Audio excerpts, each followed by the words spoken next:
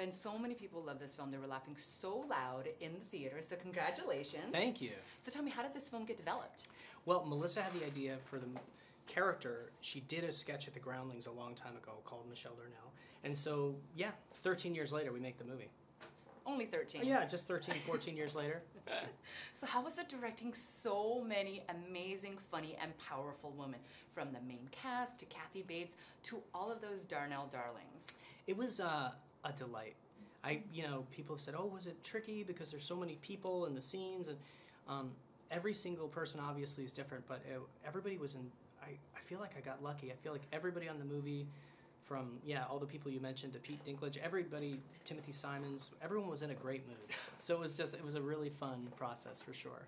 And the cameos were killer. There were so many great ones. I mean, who had the hardest time keeping a straight face? Me.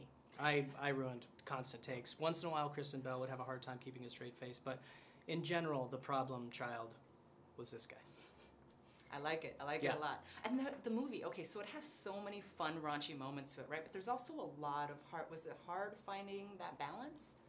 You know, Melissa and I just believe that every movie you have to care about the characters and like really be rooting for them. So I think as long as you start with that, you can see how far you can go with the sort of, more raunchy or whatever you want to call them elements where it's like you're going a little farther, like she's having a Girl Scout brawl or that. But as long as you care about Michelle and Claire and Rachel being a family, I think you're in pretty good shape.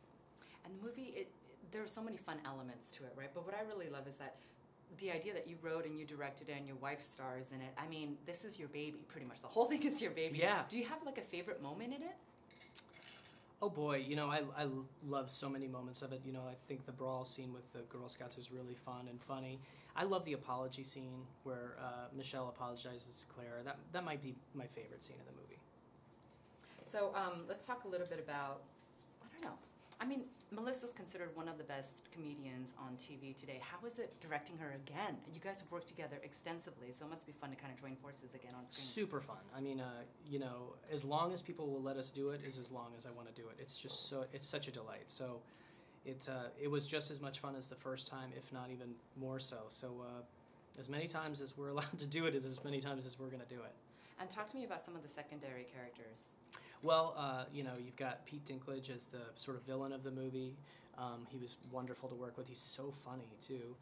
Obviously, Kristen Bell as, Melissa's, right hand. And you've got Ella Anderson, who's just a really great actor, who's a kiddo.